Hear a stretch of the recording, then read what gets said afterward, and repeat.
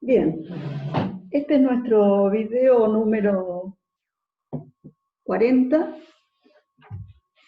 de Economía Política. Vamos a iniciar con este video el estudio de las ideas fundamentales, el resumen de las ideas fundamentales del economista británico David Ricardo, siempre continuando con el enfoque de la Cátedra de Historia del Pensamiento de la Universidad de Buenos Aires y el profesor Axel Kicillof, complementando este eje con otras bibliografías. Y precisamente en este video vamos a hacer un intento de transversalizar nuestro pensamiento para poder observar cómo el abordaje desde la historia del pensamiento de la economía nos permite encontrarnos con cuestiones, preguntas de fondo que atraviesan el campo de la economía para compartirla con el campo del derecho y de la política. Entonces, vamos a hacer el experimento en este video de trabajar con un artículo que vamos a integrar a la PEDCO en la segunda parte para demostrar este nexo entre determinadas realidades económicas y de discusión de la teoría económica desde la perspectiva de David Ricardo en el siglo XIX y cómo estos fenómenos tan antiguos continúan vigentes en el campo de lo jurídico, en el campo del derecho y en el campo de la política. Entonces, vamos a comenzar con las primeras ideas de Ricardo. Esto nos va a llevar varios videos, como pasó con Adam Smith. Recuerden ustedes que nuestro eje es la teoría del valor-trabajo, porque en todos estos pensadores, en el sistema clásico de pensamiento, la preocupación fundamental estaba en entender la economía como el principio ordenador del trabajo en la sociedad. Es decir, el trabajo era el componente esencial en cuanto al ordenamiento social de los pueblos, y esto debe ser objeto de estudio esencial para la economía. Por lo tanto, penetrar en este mundo invisible de la teoría del valor-trabajo, de ver cómo y por qué el trabajo se considera la esencia del valor, de la creación de valor, y la creación de valor se considera la esencia del proceso productivo, este es el eje del sistema clásico de pensamiento. En ese marco, bueno, David Ricardo, en realidad, 1772-1823, era de origen judío, sefardí, con parientes portugueses, y era lo que se diría lo que hoy sería un operador de bolsa. Trabajó en la bolsa de Londres, que ya, imagínense, en esa época tenía un volumen significativo y era el eje del mundo económico, y en 1815 logra hacerse rico. Elabora una fortuna a partir de su actividad en la bolsa, y inicia también su carrera política. Es miembro de la Cámara de los Comunes, es decir, es parlamentario. ¿Sí? Operador de bolsa, parlamentario, congresista, congresal, según la época. En el año 1817 escribe el libro más conocido. El resto de su obra, como la mayoría de los autores de esa época, estaba compuesto por cartas, documentos que autores posteriores, estudiosos posteriores se encargaron de juntar y analizar. Esto mismo pasó con Smith, pasa con Marx, pasa con todos los grandes pensadores. No escriben solamente los textos, sino que hay estudiosos que luego recopilan sus cartas, es decir, todos aquellos documentos donde constan sus ideas. Bueno, esta obra de Ricardo fue muy trascendente. Según la perspectiva de historia de la mayoría de los que saben y profundizan especialistas en historia del pensamiento, constituye un avance sobre el pensamiento de Smith en términos teóricos, cosa que vamos a ir viendo paulatinamente. Y dos cuestiones resultan acá interesantes. La primera es cómo Ricardo establece un camino de continuidad. Otro gran economista clásico, John Stuart Mill, 1848, escribe un libro que se llama también Economía Política. El libro de Smith se llama Principios de Economía Política, perdón, de Ricardo, Principios de Economía Política y Tributación. Y Mill escribe, unas décadas después, Principios de Economía Política con algunas aplicaciones a la filosofía social, otro texto clave.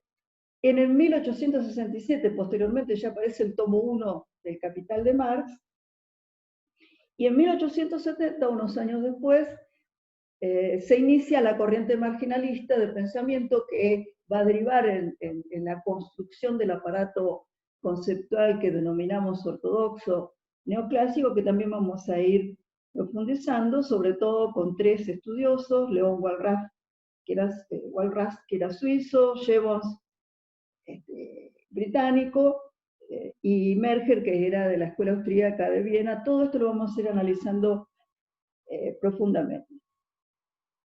Entonces, lo primero, como hicimos cuando estudiamos a Adam Smith, es tratar de hablar un poco sobre la época en que se produce la obra. Recuerden ustedes que los estudiosos del pensamiento económico han planteado siempre que las obras teóricas surgen en una relación muy directa con las transformaciones en la estructura económica. En ese sentido, Smith escribe su obra en 1776, cuando en una Europa todavía con resabios fuertes del feudalismo y también con un peso significativo de la actividad agrícola dentro de la estructura económica. Y su genialidad fue precisamente en anticipar, porque el capitalismo todavía estaba en proceso de consolidación, tuvo la genialidad de anticipar tendencias de largo plazo que en el momento que él escribió todavía estaban esbozándose.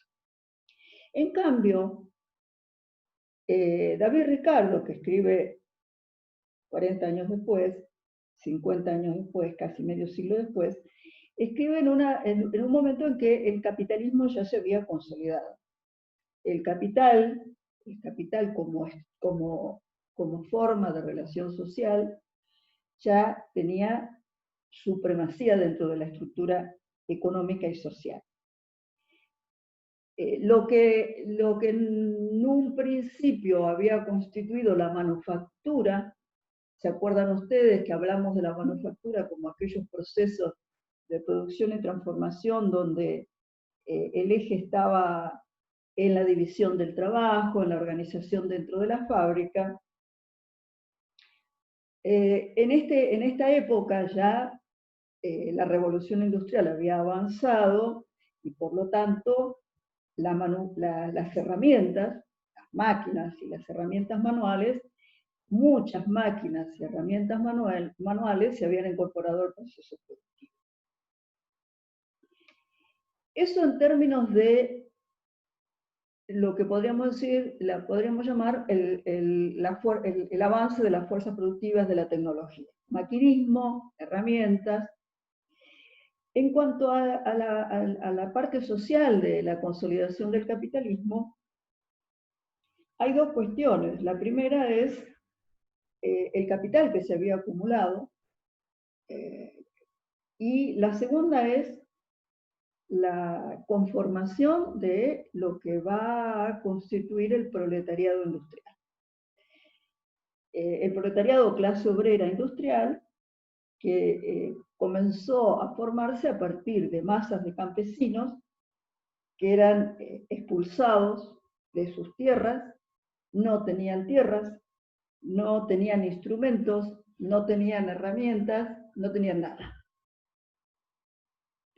Acá vamos a hacer un video sobre, en el capítulo, a finales del tomo 1 del Capital, Carlos Marx describe este drama de los campesinos expulsados de sus tierras en la conformación del proceso que denomina de acumulación originaria. De manera que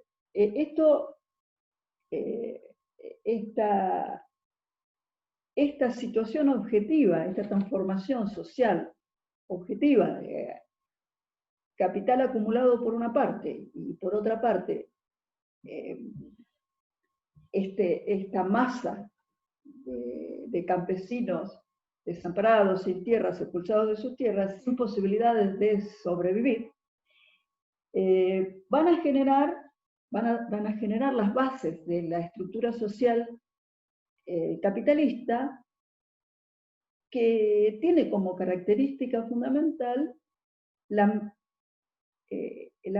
consideración del trabajo como una mercancía, la transformación del trabajo, la mercantilización del trabajo. ¿En qué consiste esto de mercantilización del trabajo? Bueno, tomemos estos dos datos que mencionábamos recién. El capital acumulado, por una parte, con desarrollos de tecnologías que pujaban por crecimiento, por producción, como consecuencia del avance de la revolución industrial, y por otro lado, tenemos la estructura social feudal que se estaba desarmando y que dejaba fuera del sistema a una gran cantidad un gran porcentaje de la población. Entonces, lo que se dio ahí es el sistema de esta gente, las personas, comenzaron a ser contratadas, empleadas, para realizar determinadas funciones por parte de los sectores industriales que se estaban consolidando. Y ahí ahí nace, definitivamente se va consolidando el capital. Un comentario que también vale la pena resaltar son vinculados directamente con esto que estábamos hablando, hace referencia a las condiciones de pauperización extremas de este periodo de la historia en Europa, en Gran Bretaña. La mercantilización del trabajo, que paradójicamente dejaba a los campesinos libres, entre comillas, en el sentido de que al profundizarse el proceso de privatización de la tenencia de las tierras, muchas tierras que antes eran de uso comunitario o eran de la iglesia y que fueron privatizadas, de esto vamos a hablar en otro video, se liberaban de los compromisos del feudalismo, pero quedaban sin recursos para subsistir. De manera que libremente, según son contratados, una libertad que no, por supuesto no es tal si miramos las opciones que manejaba este gran porcentaje de la población, y que además, en el marco del proceso de maquinización, de la transformación profunda de procesos productivos que antes eran manuales y que pasaban a ser sustituidos por máquinas, esto significaba una expulsión un proceso de marginalización de las personas extremo, porque imagínense ustedes, eran las tierras que habían sido, en muchas tierras que eran comunitarias, comunales, si bien quienes vivían, los campesinos que vivían ahí, tenían obligaciones derivadas de sus condiciones, de las condiciones feudales de la sociedad, también es cierto que tenían la posibilidad del cultivo de la tierra para la supervivencia, cosa que ahora no sucedía. Y desplazados a las ciudades, migrando para buscar trabajo, esta nueva opción que consistía en la mercantilización de su trabajo, es decir, no ya de volcar su trabajo a la tierra, sino de trabajar según las órdenes de quienes eran propietarios de la tierra y de las máquinas, un cambio muy significativo. A eso se sumaba que esta presión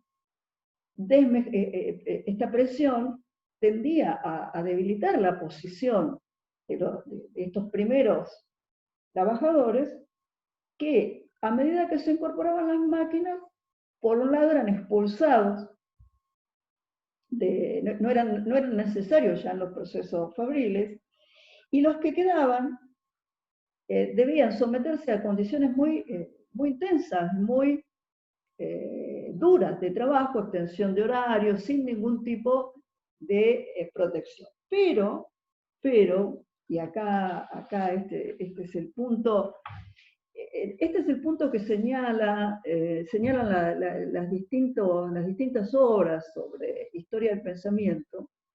Esto que este libro que estamos siguiendo de Axel Kicillof hace énfasis en esto. Entonces, para complementar y para detenernos ahí, es el momento en que Inglaterra se transforma entonces en la gran fábrica, en la gran factoría del mundo. La primera y enorme gran fábrica del mundo. Principios del siglo XIX. Y Ricardo, así como Smith fue el relator, el analista de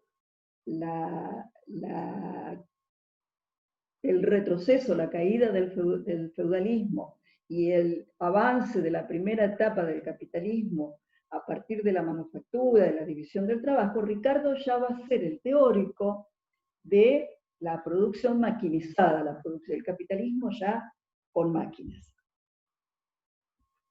Y va a representar este pensamiento británico, economía que va a ejercer la hegemonía del sistema capitalista mundial, va a representar el fundamento teórico de este modelo, nuevo modelo de capitalismo industrial maquinizado. Ahora, un aspecto de la historia que a veces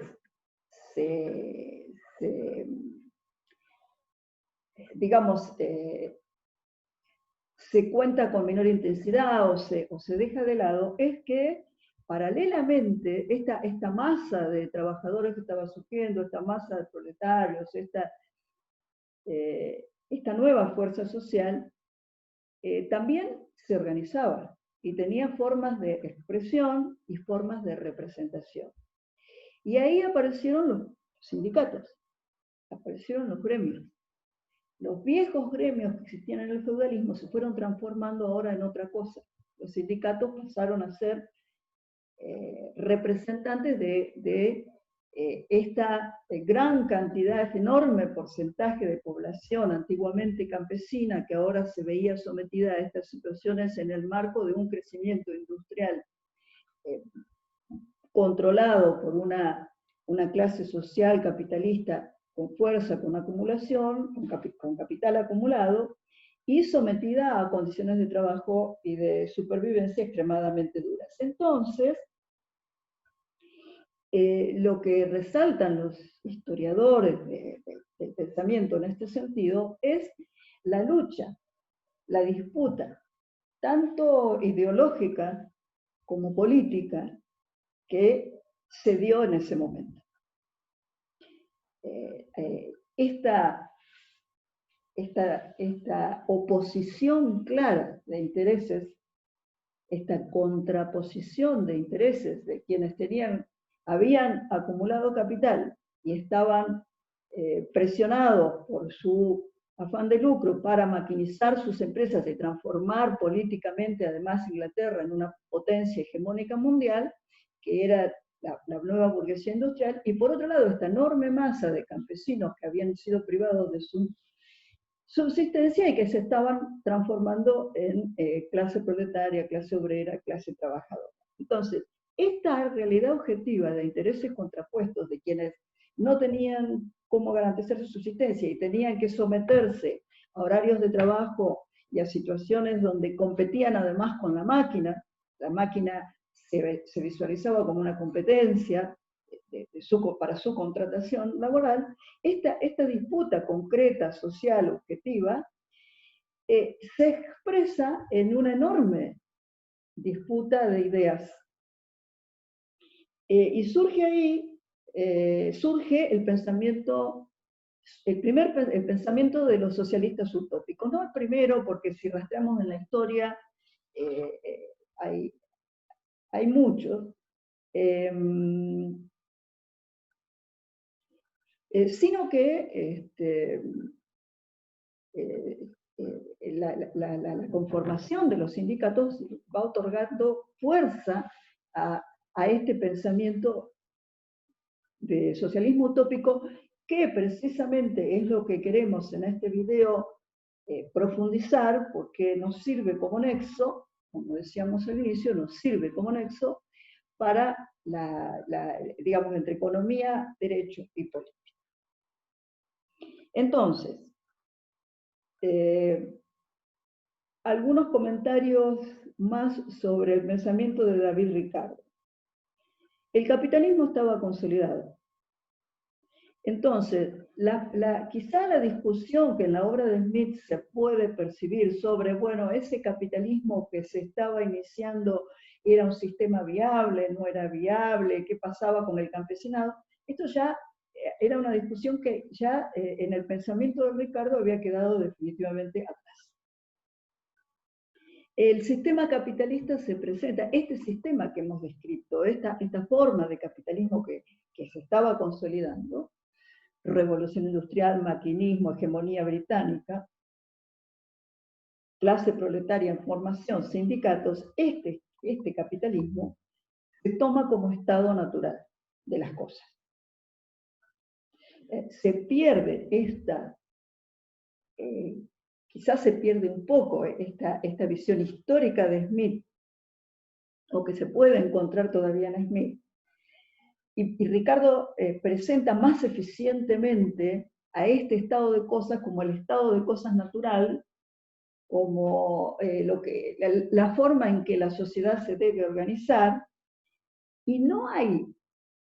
¿Recuerdan ustedes que habíamos hablado en los videos de Smith, habíamos hablado sobre la naturaleza humana, en qué medida, cómo Smith se cuestionaba y se preguntaba si el intercambio, él afirmaba que sí, si el intercambio formaba parte de la naturaleza de los hombres? Es decir, Smith estaba dispuesto, o tenía la intención de demostrar, de buscar la demostración de que el sistema capitalista naciente obedecía a una especie de lógica natural. Esto Ricardo ya no lo discute, y desde el punto de vista de quienes estudian la historia del pensamiento económico, consideran una pérdida, una reducción del campo de la economía política. Ya, fíjense ustedes qué interesante, ya en el paso de Smith a Ricardo, más allá de las falencias en el razonamiento de Smith que detecta Kicillof, que detectan los analistas, ya en el pase a Ricardo ya hay un recorte de temas que la economía política tiene que estudiar. Fíjense ustedes cómo este proceso ya comienza en Ricardo. Al revés, o en el sentido contrario de lo que se pretendía en la época de Smith, donde la economía política abarcaba estas grandes discusiones, ahora Ricardo de alguna manera salta, recorta el objeto de estudio de la economía política y se sitúa, como ya lo vamos a ver en los videos, se sitúa en la explicación del capitalismo consolidado y en demostrar cómo funciona este sistema. Por supuesto que después va a estar sometido a la gran crítica de Marx, que la vamos a ver en su oportunidad. Bien, entonces, cerremos los comentarios sobre Ricardo, aquí por el momento hasta el próximo video, y déjenme entonces presentarles el documento que les quería mostrar sobre donde podemos ver una vinculación, porque habla de la misma época un experto en Derecho.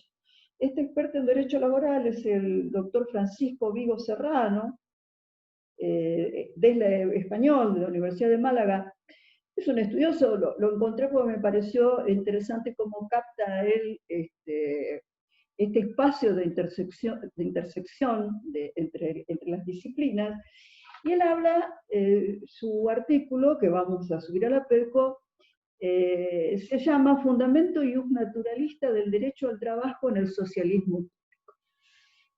Fundamento y Uso Naturalista del Derecho al Trabajo en el Socialismo Utópico. Entonces, fíjense ustedes, porque este es un desafío que queremos hacer desde la materia de economía política, porque estamos convencidos de que es muy útil para la formación de todos, de nosotros también, no solamente de ustedes, en identificar fenómenos que aparentemente pertenecen a campos distintos, es decir, el socialismo utópico lo estudian los politólogos, la realidad de los trabajadores en el capitalismo lo estudió Ricardo, economista en economía política, y el bionaturalismo lo estudian quienes trabajan la filosofía del derecho, el origen de la filosofía del derecho, y el derecho al trabajo, los especialistas laboralistas.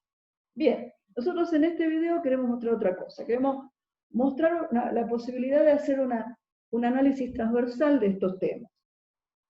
¿Por qué? Porque el derecho al trabajo, según plantea este analista, yo acá me tomo la libertad de describir simplemente, ofrecerles a ustedes para el debate las palabras o las ideas de este colega, que él sitúa precisamente en la primera mitad del siglo XIX, que es donde aparece este pensamiento ricardiano, aparece las primeras expresiones del derecho al trabajo. Frente a esta realidad que habíamos pintado, que es surgida del texto de Kisilov, ahora tenemos un experto en derecho laboral que nos explica cómo y por qué en esa época precisamente el instrumento que se buscó para superar las carencias que mencionamos y se le imputaban al sistema capitalista consolidado ya en ese momento, sobre todo en Francia, fueron tomadas en forma de derecho al trabajo. Estas críticas asumieron la forma de derecho al trabajo. Entonces, ¿qué tenemos ahí? Tenemos gente sin trabajo, campesinos expulsados de tierra, esa es la realidad económica, social, y tenemos el derecho al trabajo como expresión en el campo de las ideas de esta realidad económica. Definitivamente el movimiento obrero avanza en el análisis de estas instituciones jurídicas, y en 1848 en Francia se produce lo que se llama la segunda revolución contra el gobernante que era el emperador Luis Felipe I, y hay varios pensadores, y el doctor Vigo Serralvo toma a Fourier, que seguramente ustedes ahí van a encontrar un espacio de intersección con lo que van a ver, están viendo en otras materias. François Fourier, 1772-1837, donde, y este es el mensaje fundamental, se plantea el derecho al trabajo. Entonces, la intención de este experimento que estamos haciendo en este video es la siguiente. Por el lado del estudio de la economía política tenemos una clase obrera conformándose a partir de un movimiento de campesinos hacia las ciudades, campesinos que no tenían posibilidades de sobrevivir, salvo entrando en esta nueva institución de el contrato, entre comillas, contrato de trabajo. Ahora, entonces el derecho al trabajo. Se entiende ahí la aparición del derecho al trabajo. La discusión más en el campo de lo jurídico, pido disculpas por meterme en estos temas, pero lo estoy tratando de aportar para una integración entre las distintas cátedras. ¿Qué plantea este pensamiento de derecho al trabajo, que además va a ir más allá y va a hablar de un Estado social, la necesidad de conformación de un Estado social? Bueno, que el pensamiento jurídico que acentuaba el derecho a la propiedad y la libertad como máximas expresiones del derecho, protegía solamente a la parte de la población que tiene derechos de propiedad, pero desprotegía a aquel sector mayoritario de la población que no tiene propiedades. Ahí aparece la relación entre cómo la consolidación del capitalismo forma las bases materiales y sociales para que puedan surgir estos pensamientos. Entonces, se trata de establecer algún tipo de mecanismo a través del derecho al trabajo y más avanzando más todavía del Estado social, algún tipo de mecanismo para tutelar esta realidad del desempleo. El desempleo que a finales del siglo XVIII, principios del XIX, era brutal. Y fíjense ustedes, ya ahora vamos a volver a Ricardo, lo vamos a analizar en otro video, pero Ricardo basó su teoría en lo que se dio a llamar posteriormente la ley de hierro de los salarios. ¿Qué es esto de la ley de hierro de los salarios? Ricardo explicaba técnicamente desde la perspectiva económica que había un mecanismo automático de regulación a través del crecimiento o decrecimiento poblacional de la población, que hacía que los salarios se mantengan a niveles de subsistencia. Entonces, la economía lo que estaba planteando desde esta perspectiva ricardiana es: no hay ninguna, tenemos una clase social que participa en el proceso productivo, que tiene que vivir, y además va a vivir a nivel de subsistencia ¿por qué? Porque si los obreros se les paga mucho salario, la población va a aumentar. Tienen muchos hijos, se alimentan mejor, se reproducen.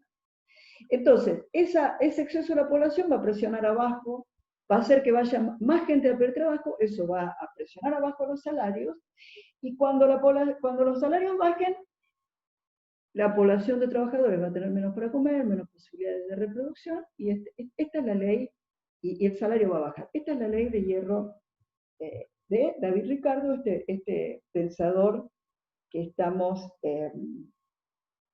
analizando. Y como ustedes ven, este pensamiento de Fourier, de otros pensadores como Babeuf, arman su aparato conceptual jurídico de derecho al trabajo del Estado, el Estado social, sobre esta realidad, discutiendo esta realidad de Ricardo. Entonces,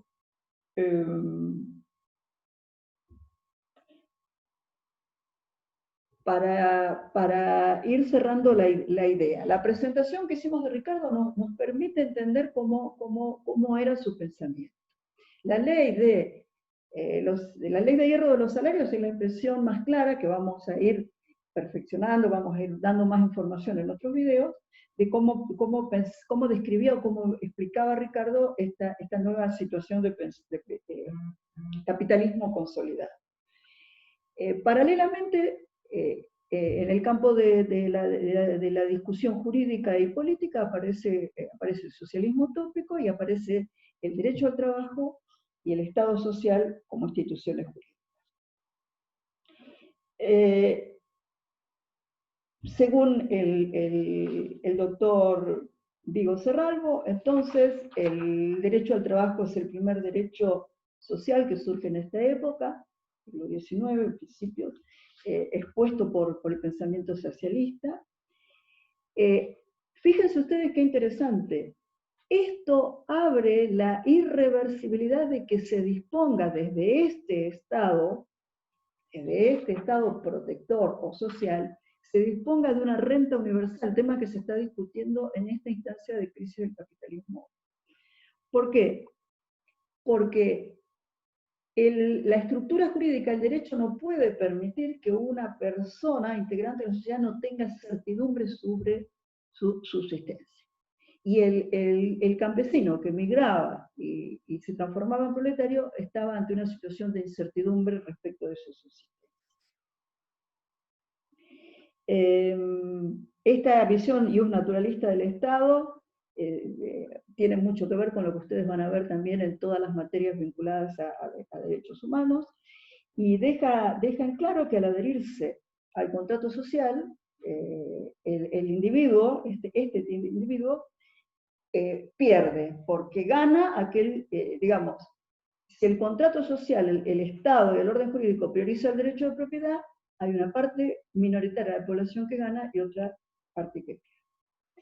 Entonces, no está garantizada la subsistencia de una gran parte de la población, de manera que ahí aparece el derecho al trabajo, ahí aparece la posibilidad de una renta universal, y ahí aparece la primera versión del Estado social, que según lo dejamos como pregunta, implica, según el doctor Vigo Serralvo, una superación del derecho liberal que se había formado después de la Revolución Francesa. Bueno, en el próximo video entonces seguimos con Ricardo.